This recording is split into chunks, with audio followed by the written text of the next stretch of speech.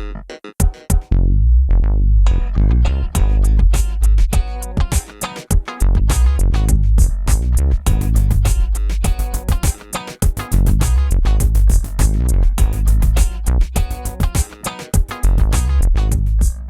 a reason you're drawn to some images, a reason why some keep your eye a bit longer. The good news is the ability to weave that quality into your own work is no secret. While several factors play into magnetic photographs, the creation of lasting works starts with composition. Composition, in its simplest terms, is choosing and arranging objects spatially in a way that's pleasing to the eye. While this can happen by accident, careful planning and consideration of your surroundings can go a long way toward creating great photos. And composition is not solely a photographic term. Painters and architects use some of the same principles to draw your attention to their work.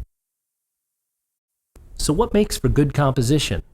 It starts by choosing strong, attention-getting, simple subjects, but there's a lot more you can do in creating interesting photographs. Today, we will investigate 6 guidelines that will aid you in the creation of strong images. They are lines, simplicity, mergers or avoiding them, framing, the rule of thirds, and balance. Let's take a close look at each guideline and how you can use them to strengthen your photography. Lines can be quite literal or suggested. They can pull your eye through the frame or simply highlight a subject.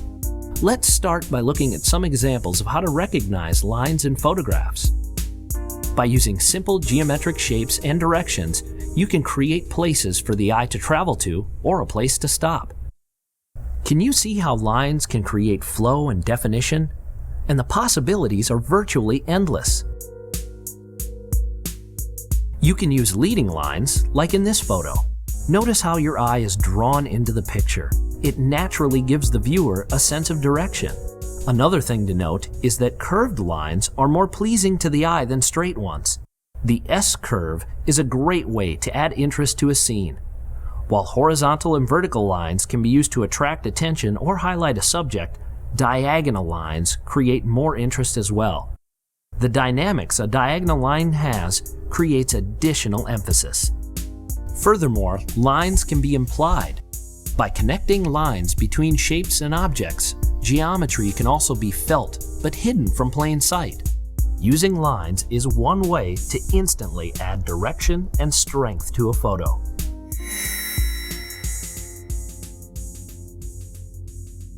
Simplicity may seem like an obvious choice for a compositional guideline, but if careful attention isn't taken, it can become a stumbling block. Just look at this picture, for instance. What is the subject? The viewer might have a difficult time deciding where the center of interest should be. By eliminating distractions in the background and placing the subject more prominently in the frame, we simplify things for the viewer and give them a more pleasing image. The intent of the picture becomes clear. Background selection and setting can go a long way towards simplifying images. By making sure the frame isn't too crowded or cluttered, we're able to add strength and stability to the subject. Shooting close up and using a shallow depth of field is one way to simplify, like we've done here. Notice how the background becomes a canvas for the subject to be placed on. It adds interest and strengthens our subject. One other aspect of simplicity is the concept of negative space. Negative space is basically areas of the photo that are not being taken up by the subject. When you can create interesting negative space that complements the subject, you will find success. This shot is a good example of how using negative space can dramatize and strengthen your subject. The gradient in the sky gives us a calm feeling and helps us highlight the statue of the eagle. Use negative space when possible to simplify your images. You'll find more often than not that some of your own favorite photos will have an element of simplicity within them.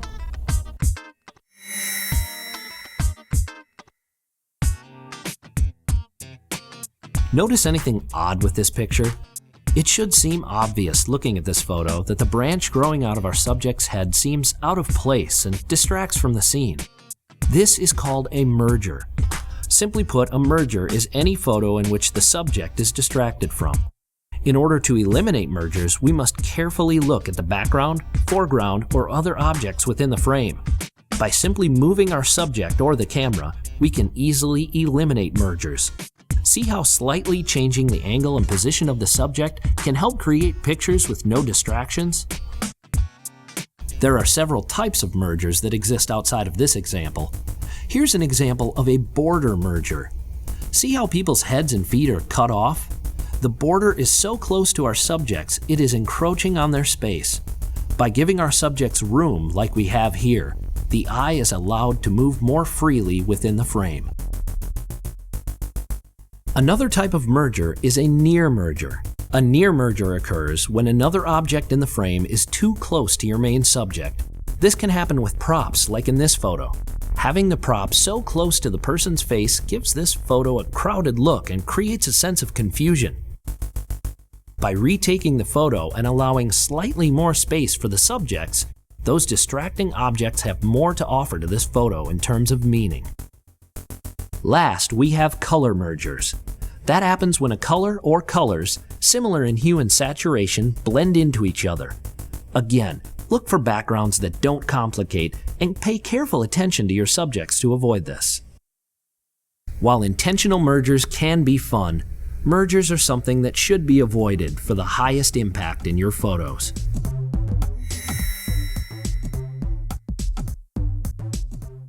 When composing your images, sometimes you'll run into a situation where you've got a strong attention-getting subject that just seems a bit flat. One easy way to add depth, dimension, and interest to a photograph is by using a technique called framing. Let's take a look at this picture. It's a nice landscape, but all the interesting objects in the scene are so far away. By creating a partial window to look through, like we've done here with the tree, we've created a sense of depth in the photo. And even if you don't see or feel the depth, the framing element makes the photo much more interesting.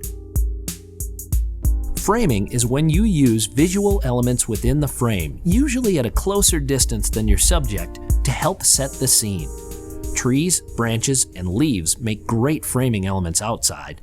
Inside, doors, windows, or even the back of someone's head can frame a scene, like in this shot.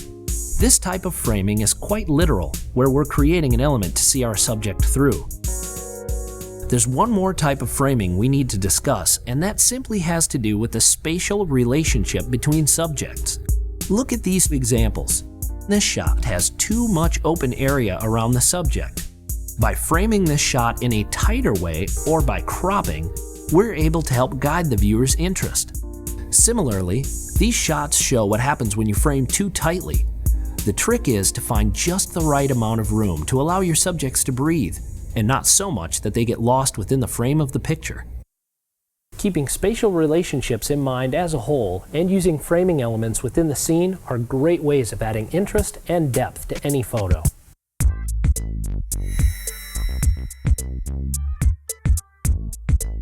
This next guideline is one that's easy to use, and it can create a dramatic improvement in your photographs. It's called the rule of thirds. Here's how it works. Take a look at this picture. We've got an interesting, strong subject with some unique lighting, but have placed it in the center of the screen, and it doesn't really capture our attention. As the guideline would imply, we are going to divide the screen into thirds, both horizontally and vertically, like this. Each line has an element of magnetism. Subjects placed on or near these lines automatically garner more interest. The power of these lines is multiplied when you place the subjects on the intersection of these lines. See how placing subjects near these lines instantly helps the subject? The rule of thirds is something you can plan for, but you need to get in the habit of imagining those lines. Some cameras have those lines set up in the monitor or viewfinder for you. Use them to your advantage. Another place to use rule of thirds is with the horizon in your photos. By moving the horizon, we can decide which part of the photo will get the most attention. Do you like the grounded, earthly feel of the one on the left, or the open and free feel of the one on the right? The choice is entirely up to you. One other way to achieve the rule of thirds is by using a technique called cropping. Cropping is simply eliminating areas of the photo from the outside in. Most photo editing programs will allow you to crop. Look at this example. By cropping the photo and using rule of thirds, we can instantly add interest to our shot. When using the rule of thirds, especially with moving subjects, it's important to look at the spatial relationship in the frame. Be sure that you give your subjects room to move. This open space in front of your subjects is natural and is pleasing to the viewer. When we don't follow this guideline, we can create a situation where the subject looks like they may run right off the frame. One last thing to consider, even a slight movement of your subject can create emphasis. Usually placing the subject slightly off-center creates interest. In doing this, you're using the rule of thirds. Small changes like this can make a big difference in your shots.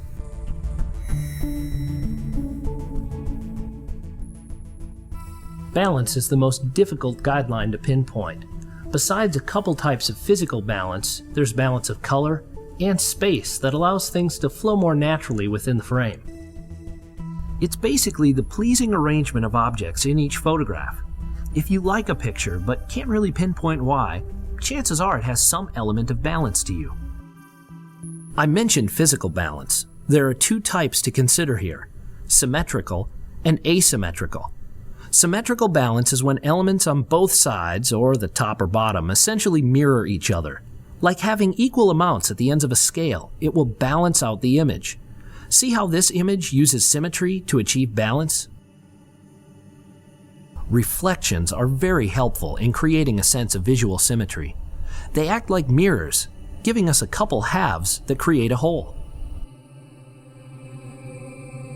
Another type of visual balance is asymmetrical. While it may not seem natural, this is where you balance larger objects with something smaller in the frame. By finding or placing another element in the other half of the frame, we achieve a sense of balance. The smaller object has just enough visual weight to keep the photo from being too heavy on one side. If you can find strong, simple, attention-getting subjects and place them within the frame in a way that takes advantage of the properties your subject already has, then you're using balance to its fullest. Now you have tools. These guidelines give you options. By using them to their fullest and trying something different with each subject, you're bound to start noticing a difference in your photography. Remember, people will only see what you want them to see. The power of composition is completely yours. Use these guidelines to increase the wow factor in your photos. Now take some time to examine other examples of good photography. Break down which compositional guidelines help make them stronger. So keep your senses sharp, keep your eyes open, keep taking pictures, and good luck.